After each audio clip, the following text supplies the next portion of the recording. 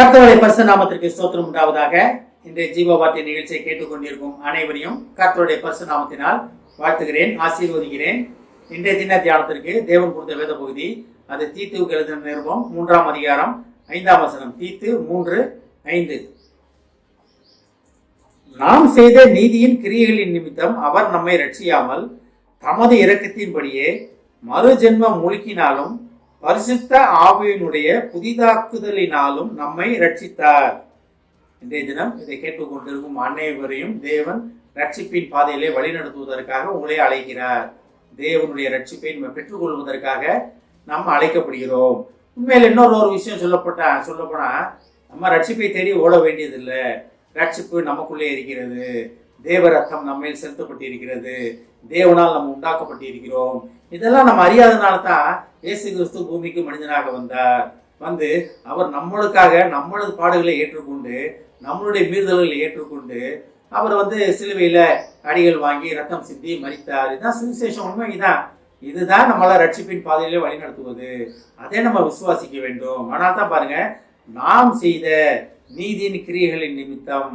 அப்ப நாம் யாரு? நம்ம தான். இதை கேட்டுக்கொண்டிருக்கும் நம்ம தான், இதை பேசிக் கொண்டிருக்கும் நாம தான். எல்லாமே உலக மக்களாகிய நம்ம தான், நம்மளைத்தான் குறிக்கிறது.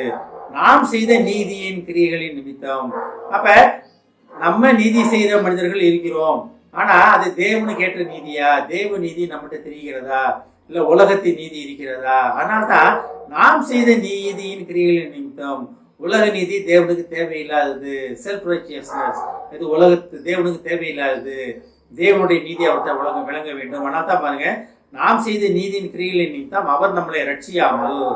அப்ப நம்ம உலகத்துல நான் ரொம்ப நல்லவங்க, இவரா ரொம்ப நல்லவருங்க, இவர் எல்லாமே அள்ளி வீசுவருங்க, இதெல்லாம் உலகத்தை மக்களை ப்ளீஸ் பண்ண முடியும்.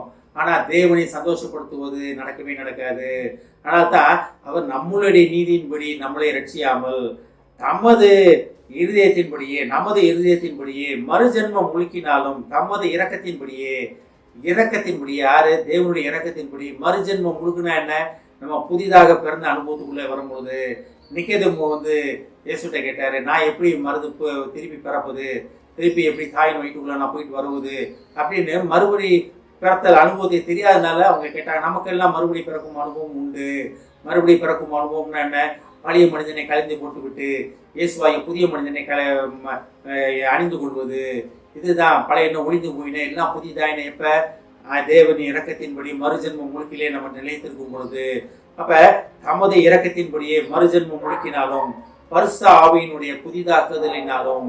அப்ப நீங்க எப்படி இருந்தாலும் பரவாயில்ல, மறுஜென்ம முழுக்கு. அப்ப தேவனுடைய அந்த ரட்சிப்பின் வார்த்தைகளை நீங்க விசுவாசிக்கும் பொழுது, தேவனுக்காக ரத்தம் சிந்தி மரித்த தேவன் உண்டு அப்படின்னு சுவிசேஷத்தை விசுவாசித்து வாயினாலே அறிக்கை செய்யும் பொழுது என்ன ஆகுமா?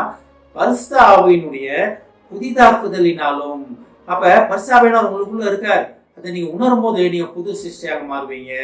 பழைய எல்லாம் ஒழிந்து போயின எல்லாம் புதிதாயினன்ற வாக்கு உங்களுக்கு சொந்தமாகும். நீங்க அதை உணர ஆரம்பிப்பீங்க. பழைய மனிதனை கலைந்து போயிட்டு விட்டு புதிய மனிதனாகிய இயேசு, புதிய ஆதாமாகிய இயேசுவை தரித்துக் கொள்வதற்காக நம்ம அழைக்கப்பட்டிருக்கிறோம். இதுதான் நம்மளுடைய உண்மையான அழைப்பு.